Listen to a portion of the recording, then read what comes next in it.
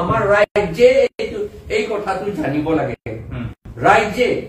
অসমত থকা ৰাজ্যে north east ইণ্ডিয়াত থকা ৰাজ্যে এই কথাটো জানিব লাগে মই এটা আপোনাক সুধো ইয়াত 6 শিডিউল প্যাৰাগ্ৰাফ 3A মতে ইয়াত নন ট্ৰাইবেল ইয়াত মাটি কিনিব নোৱাৰে দ্বিতীয় হলে এই আম্বানী আদানী পতঞ্জলি আৰু গোদৰেজ তেওঁলোকে মাটি কিনিব পাৰিব নেকি 6 শিডিউলৰ মতে এইটো এটা কি কয় মূৰ্খ কথা নহয় জানো মূৰ্খ কথা কাৰণ আদানী আম্বানীটো একেবাৰে ধনী আৰু তেওঁলোকে ট্ৰাইবেল মানুহ নহয় তেওঁলোকক যদি মাটি দিব পাৰে বুলি কয়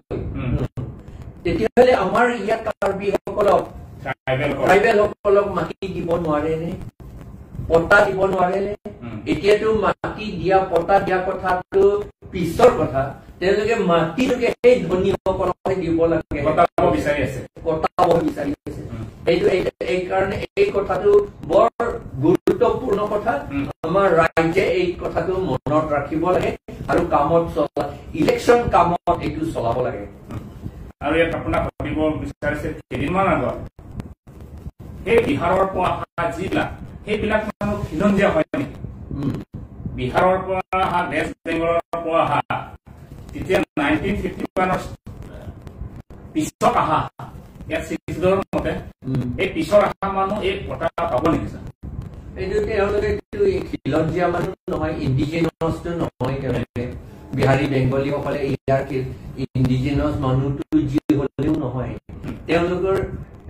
দে আৰ ভেৰি লাকি তেওঁলোকে একেবাৰে কপাল ভাল তেওঁলোকে ডাঙৰ ডাঙৰ ভাল ভাল দেশ পাইছে বাংলাদেশ পাইছে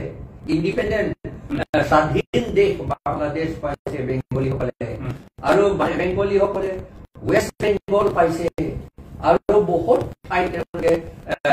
মালিক হৈ আছে সেইকাৰণে তেওঁলোকৰ নিজৰ ঠাইটো তেওঁলোকে ইণ্ডিজিনাছ হয় আপত্তি নাই ইণ্ডিজিনাছ হৈ পেলাই তেওঁলোকে স্বাধীন দেশো পাইছে কিন্তু আমাৰ ইয়াতো আমিতো ইণ্ডিজিনাছ হয় সেইকাৰণে আমাক ইয়াতে তেওঁলোকে আমাক কষ্ট দিব নালাগে আমাক বিস্তাৰ দিব নালাগে আমিও আমাকো জীয়াই থাকিবলৈ দিব লাগে আমাক মৰম স্নেহ কৰি পেলাই আমাক জীয়াই থাকিবলৈ দিব লাগে আমি আমাকো উন্নতি হ'বলৈ দিব লাগে তেতিয়াহ'লে এই কথাটো আমাৰ খিলঞ্জীয়া অসমীয়াবিলাকক বুজিব লাগে যে ইয়াত আপোনালোকৰ খিলঞ্জীয়া অসমীয়া হয় আপোনালোকৰ আমাৰ কাৰ্বিসকলৰ এই 1951 পৰা যেতিয়া কাৰ্বিসকলক একেলগে বসবাস কৰে আপোনালোকৰো খিলঞ্জীয়া সেইকাৰণে কৈ থাকো খিলঞ্জীয়া অসমীয়া সেইকাৰণে আপোনালোকে এই বহিৰাগতৰ লগত লৈ পেলাই যে আপোনাৰ যিটো কিবা আন্দোলন কৰিব বিচাৰিছে সেইটোতো বহুত বেয়া কথা কাৰণ ইয়াত আমাকো এইমাত্ৰ ছাৰে কৈছে যে আমাক জীয়াই থাকিবলৈ দিয়ক আমাৰ যিটো প্ৰাপ্য আমাৰ যিটো সংবিধানৰ মতে দিয়া মতে আমাকো জীয়াই থাকিবলৈ দিয়ক আমাৰো উন্নতি হ'ব বিচাৰিছো আমি আগলৈ যাব বিচাৰিছো কিন্তু সেই আমাক আগলৈ যাবলৈ দিদিবৰ কাৰণে আপোনালোকে বহুত অসুবিধা দিয়াৰ কাৰণে আমাৰ বহুত এইটো কিবা দুখ পাইছো গতিকে আগন্তুক দিনত এটা কথা আকৌ আপোনালোকক সুধিব বিচাৰিছো যে এই কাৰ্বি আংলং যে 1,60,000 আছে না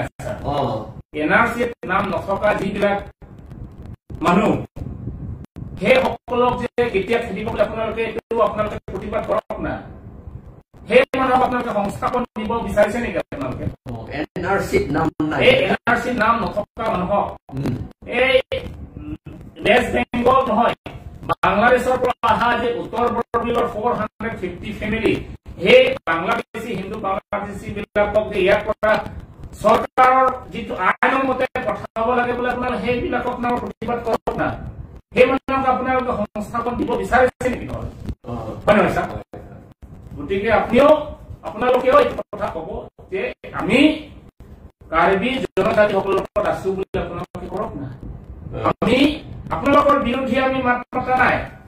আপুনি আপোনালোকৰ উন্নতি বিচাৰিছে কাৰণে আমি খিলঞ্জীয়া অসমীয়া আদিবাসী বুলি আমি সদায় কৈ আহি আছো আমাৰ বন্ধুত্ব বজাই ৰাখিবৰ কাৰণে আপোনালোকক সদায় কৈ আছো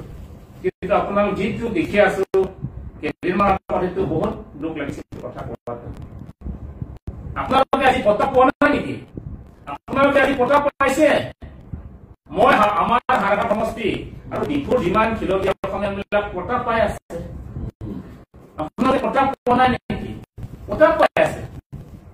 not only যিমান গুৱাহাটী এৰিয়া বেছিভাগে এইটো কাৰ্বি ৰাজ্যৰ মাজত আছিলে কাৰ্বি ৰাজ্যৰ অন্তৰ্গত আছিলে এই গুৱাহাটী এই গোটেইখিনিটো আমাৰ সকল জেনেৰেল মানুহ সকলে লৈ লৈছে আমি আপত্তি কৰা নাই আমাৰ দেশটো লৈ গ'ল অলৰেডি তেতিয়াহ'লে আমাৰ নিজৰ অলপমান বাকী আছে কাৰ্বি আংলং ৰাখিবলৈ কিয় নিদিয়ে এইটো ল'ব বিচাৰে কেনেকুৱা কথা বাৰু আৰু বহুত দুখৰ কথা আছে ছাৰ এতিয়া বোকাজান বোলে তেওঁলোকে জিলা বিচাৰিছে বোলে এইটো কাক লৈ জিলা বিচাৰিছে তেওঁলোকে এইখন আমাৰ অসমখন হ'ল আমাৰ ভূমিপুত্ৰ হ'ল কাৰ্বিসকল তেওঁলোকে যে তেজপুৰ শিৱসাগৰৰ পৰা নগাঁৱৰ পৰা আনিছে বোলে সেই গোলাঘাট পৰা আনিছে সেই গোলাঘাট সেই শিৱসাগৰ সেই নগাঁও ভূমিপুত্ৰ ক'ত হয় ব্ৰিটিছসকলে অহাৰ আগত গোলাঘাট ডিষ্ট্ৰিক্ট আছিলে নেকি ব্ৰিটিছসকলে অহাৰ আগত নগাঁও ডিষ্ট্ৰিক্ট আছিলে নেকি নাই ব্ৰিটিছসকলে অহাৰ আগত শিৱসাগৰ ডিষ্ট্ৰিক্ট আছিলে নেকি নাই এইটো নাই এইটো কাৰ দেশ আছিলে সেইটো তেতিয়াহ'লে আমাৰ সেই ভূমিপুত্ৰ এই গোলাঘাট টাউনৰ ভিতৰত সেই দাস কোম্পানী লৈকে আমাৰ কাৰ্বি ৰাজ্যৰ সীমা আছিলে এইটো বুলি আমি আমাৰ কাৰ্বি সকলৰ মৌখিকভাৱে যিটো বুৰঞ্জী আছে হিষ্ট্ৰী সেইটোত আছে আৰু গুৱাহাটী আপ টু কেপানদাম আদু লৈকে আমাৰ ৰাজ্যৰ সীমা আছিলে কেপানদাম আদু মানে এতিয়া পাণ্ডু বুলি কয় কেপানদাম আদু তাৰমানে the last point of clearance and habitation the last point of Karbi ৰাজ্যৰ habitation তালৈকে আমাৰ কাৰ্বি ৰাজ্য আছিলে ৰাজ্য আছিলে তেতিয়াহ'লে সেইবিলাক এতিয়া কাৰ্বি হাতত নাই আমি আপত্তি কৰা নাই আমি আপত্তি কৰিবলৈ শক্তিও নাই আমি শক্তি নাই বুলি পেলাই আপোনালোকে এডভান্টেজ ল'ব নেকি আমাৰ ওপৰত এই দিলীপ শইকীয়া ডাঙৰীয়াই সকলো অসমীয়া খিলঞ্জীয়াই এনেকুৱা বেয়া ভাৱ নাই কিন্তু মই সকলো খিলঞ্জীয়া অসমীয়াসকলৰ এগেইনষ্টত একেবাৰেই নহয় এইটো কথা ভাবিব নোৱাৰি কিন্তু এই কিছুমান যিবিলাকে বিজেপিত আছে বিজেপিত থকাটো কোনো সকলোতো নহয় হ'বলা কিন্তু এতিয়া দিলীপ শইকীয়াটো শুনিছো আমি দেখিছো শুনিছো তেওঁ এনেকা কোৱা সেইকাৰণে আমি কওঁ যে আমাক কৈছে যে আমাৰ কাৰ্বি আংলংটো গোলাঘাটৰ পৰা কাটিছে শিৱসাগৰৰ পৰা কাটিছে নগাঁৱৰ পৰা কাটি পেলাই কাৰ্বি আংলং বনাইছে এই কাৰ্বি আংলং বনোৱাৰ আগত এই গোলাঘাট নগাঁও শিৱসাগৰ বনোৱাৰ আগত কি আছিলে তাত অলৰেডি কলো এইটো কাৰ্বি ৰাজ্য আছিল এটা ফালেতো বড়ো ৰাজ্য আছিল এটা ফালে মিচিং ৰাজ্য আছিল এটা ফালে তিৱাও ৰাজ্য আছিল এটা ফালে নাগা ৰাজ্য আছিল এটা ফালে ডিমাচা ৰাজ্য আছিল ডিমাচা ৰাজ্য বেছি পুৰণি হোৱা নাই তথাপি তেওঁলোকো আছিলে 1836 লৈকে তেওঁলোকে ৰাজ্য আছিলে ডিমাপুৰৰ সেইবিলাক আমাৰ এৰিয়া তেতিয়াহ'লে ব্ৰিটিছসকলে for the sake of administrative convenience ডিষ্ট্ৰিক্টটো শাসন কৰিবলৈ সুবিধাৰ কাৰণে তেওঁলোকে এই কাৰ্বি ৰাজ্যৰ পৰা কাটি পেলাই ডিষ্ট্ৰিক্ট বনাইছিলে কাৰ্বি ৰাজ্যৰ পৰা বড়ো ৰাজ্যৰ পৰা নাগা ৰাজ্যৰ পৰা কাটি পেলাই ডিষ্ট্ৰিক্ট বনাইছিলে এতিয়া 1933 পৰা আৰম্ভ কৰি ছেমছন সিং এমটি লিডাৰশ্বিপত আমাৰ কাৰ্বি আৰু ডিমাছাসকলে নিজৰ ডিষ্ট্ৰিক্ট আকৌ লৈ যায় বা আগৰ কাৰ্বি ৰাজ্যটো আমি ল'ব নোৱাৰিলো একেবাৰে কম এৰিয়া এতিয়া যিটো কাৰ্বি আংলং বুলি কয় এইটো এৰিয়া আমি লৈছো আকৌ ঘূৰাই আনিছো এইটোৱে কথা আমাৰ গোলাঘাটৰ পৰা শিৱসাগৰৰ পৰা নগাঁৱৰ পৰা কাটি পেলাই কাৰ্বি আংলং বনা নাই অথচ কাৰ্বি আংলঙৰ পৰা কাৰ্বি ৰাজ্যৰ পৰা কাটি পেলাইহে নগাঁও ডিষ্ট্ৰিক্ট বনাইছিলে শিৱসাগৰ ডিষ্ট্ৰিক্ট বনাইছিলে গোলাঘাট ডিষ্ট্ৰিক্ট বনাইছিলে আৰু সেই খাচী ফালৰ পৰা আমি কাটা নাই কি আপোনালোকে জানেনে নাই খাচী আমাৰ কাৰ্বি ৰাজ্য কৰিংখাঙতে তেওঁলোকৰ কেপিটেল ৰাজধানী আছিলে কৰিংখাং কাৰ্বিসকলে কৰিংখাংটো এটা মেঘালয়ৰ ভিতৰতে আছে এইটো তাপাতৰ পৰা 20 কিলোমিটাৰ আঁতৰত এতিয়া মেঘালয়ৰ ভিতৰতে আছে এইটো আমাৰ ৰাজধানী আছিলে কাৰ্বি ৰাজ্য ৰজা তাতে থাকিছিলে থংনব্বে বোলা এজন জেনেৰেল সেই তেওঁ তাতে থাকিছিলে কাৰণ সেই কাৰ্বি ৰাজ্য আছিল সেইকাৰণে আমি খাচী ৰাজ্যৰ পৰা আমি কাটা নাই অথচ আমাৰ পৰাই তেওঁলোকে কাটিছে কিন্তু আমি খাচীসকলৰ পৰা আমি ঘূৰাই ল'ম বুলি আমি নকওঁ ঘূৰাই আনিবলৈ দৰকাৰ নাই কাৰণ খাচীসকলে আমাৰ ব্ৰাদাৰ আৰু চিষ্টাৰ আমি তেওঁলোকে আমাৰ এৰিয়া লৈ গ'লে আমাৰ আপত্তি নাই আৰু আপত্তি আমি নকৰিলো আৰু তেওঁলোকৰ ৰাজ্যৰ পৰা তেওঁলোকৰ এৰিয়াৰ পৰা আমি অলপমান লৈছো তেওঁলোকে আপত্তি কৰা নাই ইলেক্টেড লিডাৰ খাচী লিডাৰসকলে কৈছে যে আমাৰ খাচী আৰু কাৰ্বিৰ মাজত আমি ভাই ককাই হয় ভাই বন্ধু হয় সেইকাৰণে আমাৰ মাজত বৰ্ডাৰ কৰিবলৈ দৰকাৰ নাই এইটো খুব ভাল কথা আমি বৰ্ডাৰে দৰকাৰ নাই তাত আমাৰ কাৰণে ইয়াত কথা আছে আপোনাৰ ভিডিঅ' পিছতে সেই বোকাজান ডিষ্ট্ৰিক্ট আচল মূল দাবী মানুহজন কোন মই আপোনাক সুধিছো যে সেই বোকাজান ডিষ্ট্ৰিক্ট মূল দাবী মানুহবিলাক মই ক'ব বিচাৰিছো আচল মূল মালিকটো খিলঞ্জীয়া অসমীয়া নহয় আদিবাসীও নহয় ইয়াৰ মূল নেতৃত্ব দিছে আমাৰ বংগ সেনা বুলি মই দেখি আছে এইটো হয় নহয় ছাৰ হয়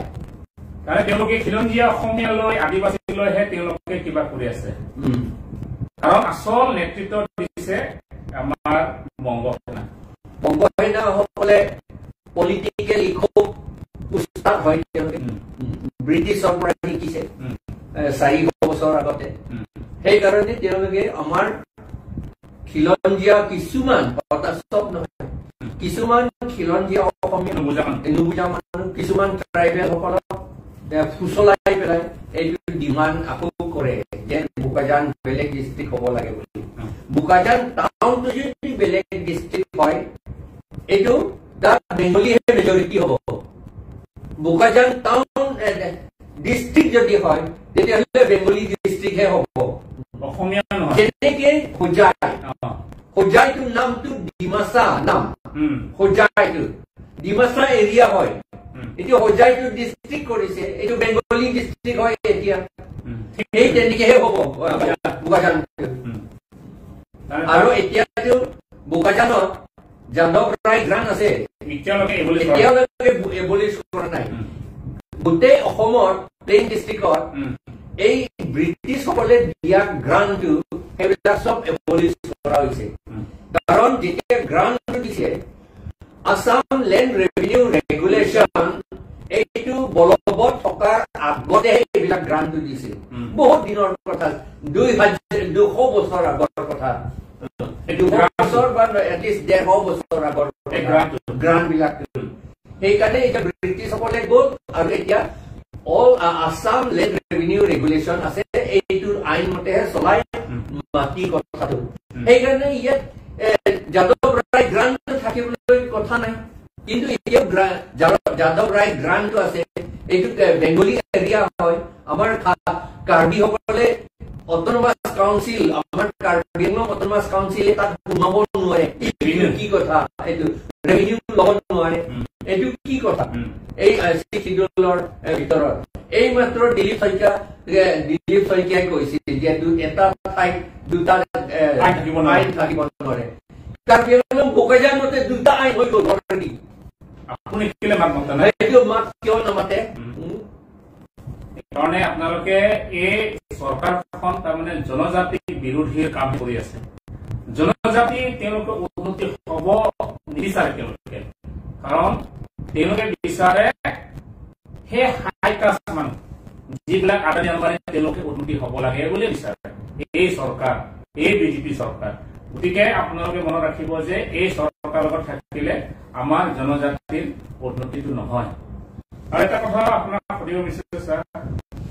কাৰ্বি আংলং গোটেই অসম উচ্ছেদ বুলি চলি আছে। ইয়াৰ গোৱালপাৰা, আপোনাৰ মিকিৰ বামুণী নহয়, আমাৰ এইটো উৰিয়াম ঘাট, আপোনাৰ চামগুৰি, আপোনাৰ কোকৰাঝাৰ, বহুত অঞ্চলত উচ্ছেদ চলি আছে। কিন্তু কাৰ্বি আংলং আজি 2 বছৰ হৈ গ'ল পিজিআৰ মাটিত হেৰণিয়াৰ উত্তৰলৈ তেওঁলোকে কি উচ্ছেদ নকৰিলে ছাৰ?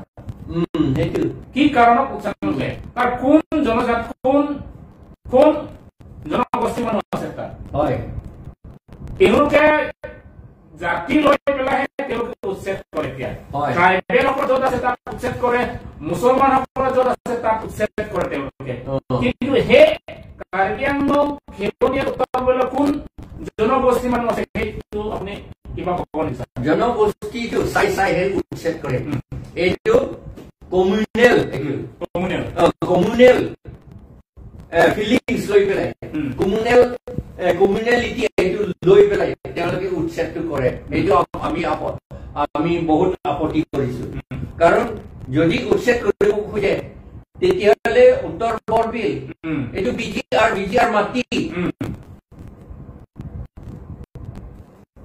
নন ট্ৰাইবেল,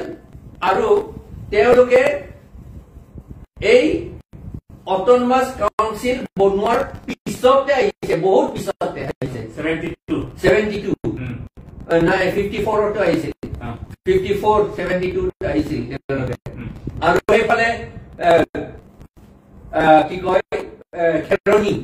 এইটোতো 1964-65 আহিছে,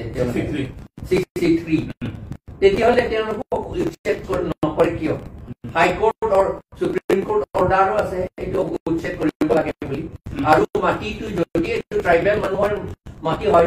ট্ৰাইবেল সকলকে দিব লাগে বুলি হাইকোৰ্ট আৰু সুপ্ৰিম কোৰ্ট অৰ্ডাৰ আছে। তেতিয়াহ'লে এই চৰকাৰে কিয় নকৰিলে? কি মাত্ৰ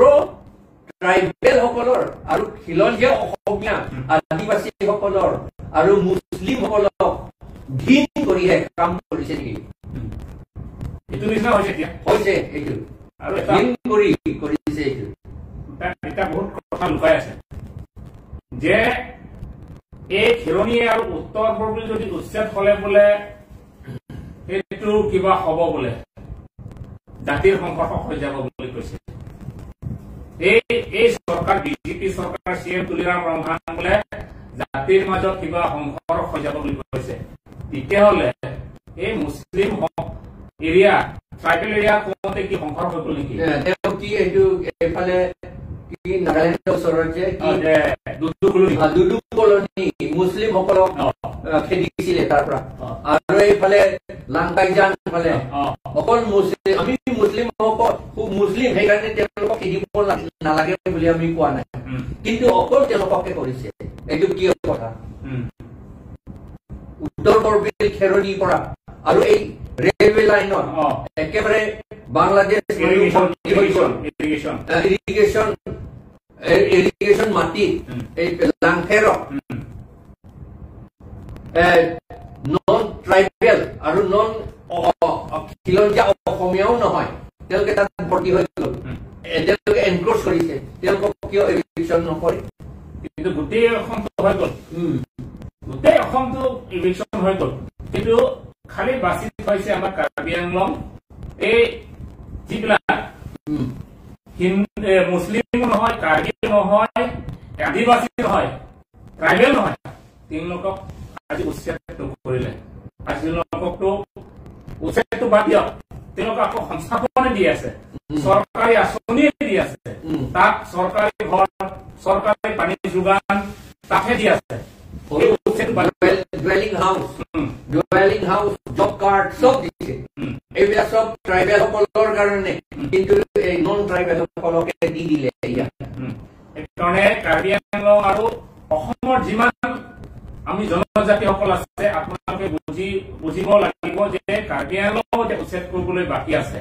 কিন্তু সেই উচ্ছেদ অতি সোনকালে আমি উচ্ছেদ কৰিব লাগে বুলি আমি চৰকাৰক আমি দাবী কৰিছো যে কাৰ্বি আংলং খেৰণী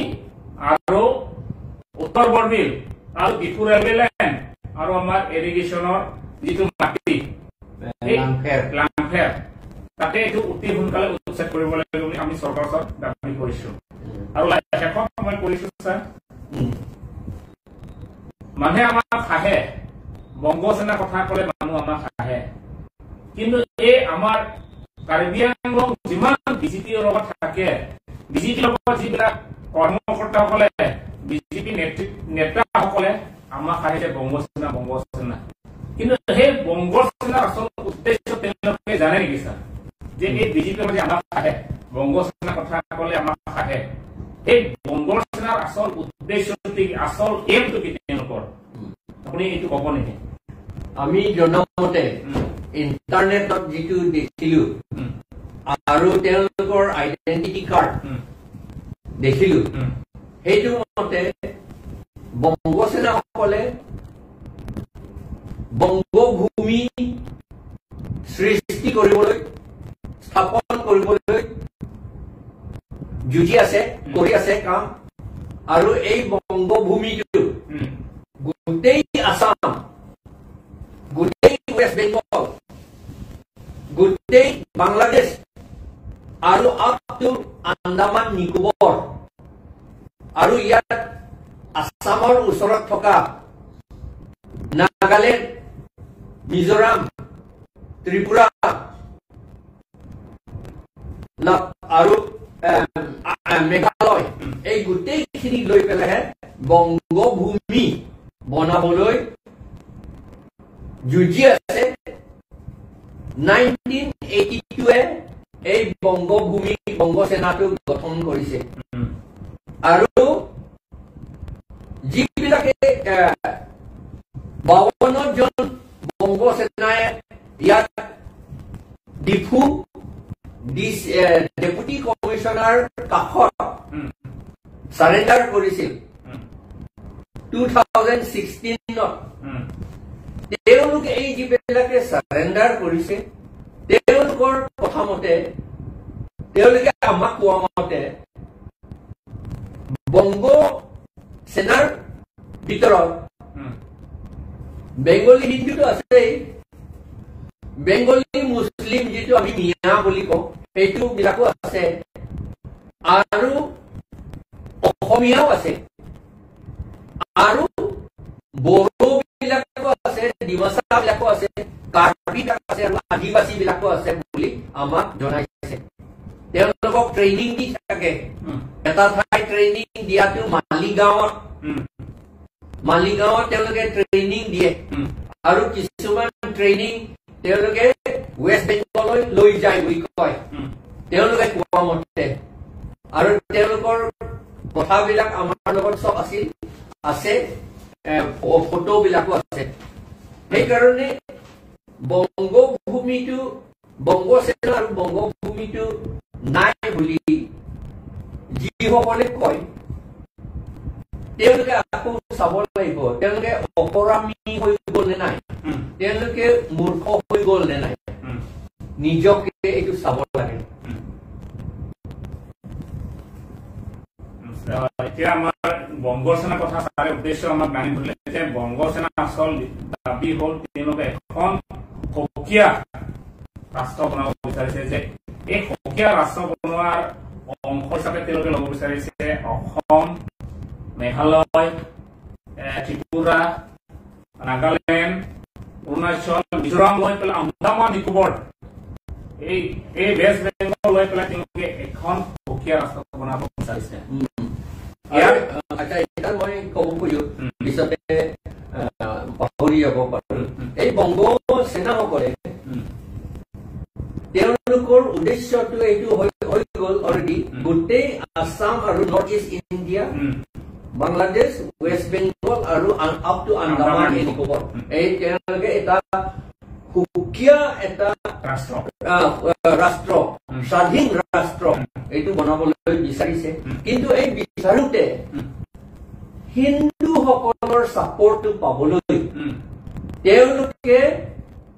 মুছলিম এগেইনষ্টতে এইটো কাম কৰিছে বুলি কয়। মুছলিমসকলৰ এগেইনষ্টত কি বুলি ক'ব, যুঁজিবলৈ, ষ্ট্ৰাগল কৰিবলৈ, যুদ্ধ কৰিবলৈ কাৰণে কৰিছে বুলি কয়। কিন্তু সেইফালে যদি তেওঁলোকে মুছলিমসকলৰ এগেইনষ্টতে যুঁজি কৰিবলৈহে খোজে, তেতিয়াহ'লে তেওঁলোকে গোটেই আছামটো লাগে বুলি কিয় কয়? যদি মুছলিমসকলৰ বুলি কয় তেতিয়াহ'লে তেওঁলোকে আছামত নহয়, বেংগলতো, ৱেষ্ট বেংগলতো বহুত মুছলিম আছে, তাতে তেওঁলোকে কৰিব পাৰিলেহেঁতেন। উত্তৰ প্ৰদেশতো মুছলিম বহুত আছে, তাতে তেওঁলোকে কৰিব পাৰিলেহেঁতেন। কিন্তু সেইটো তেওঁলোকে নকয়, মাত্ৰ ইয়াত অসমত। তাৰ মানে আচল কথাটো তেওঁলোকে হিন্দুসকলৰ চেণ্টিমেণ্টটো ড্ৰ কৰিবৰ কাৰণে, উচতনি কৰিবৰ কাৰণে তেওঁলোকে হিন্দু বিৰোধী কৰা হৈছে। আচলতে হিন্দু বিৰোধী নহয়, এইটো বংগ সেনাটো এগেইনষ্ট আছাম আৰু against north east India, against Nagaland, against Mizoram, against Tripura, against Meghalaya, against Karbi Anglong, against Dima Hasao. এতিয়াই কথা, আচল কথাটো। আপোনালোকে শুনিব, বংগ সেনাৰ কথা আপোনালোকে বুজি পাব যে বংগ সেনা এটা ভয়ংকৰ তেওঁলোকৰ যিটো চিন্তা ধাৰণা, সেইটো আমাৰ লগত নিমিলে। গতিকে আপোনালোকে অসমৰ যিমান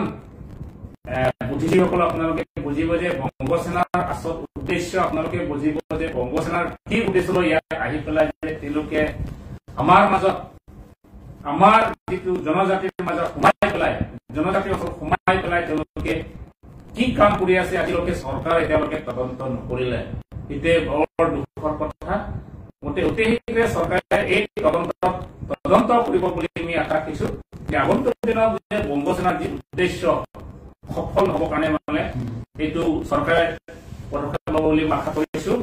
2007 চনত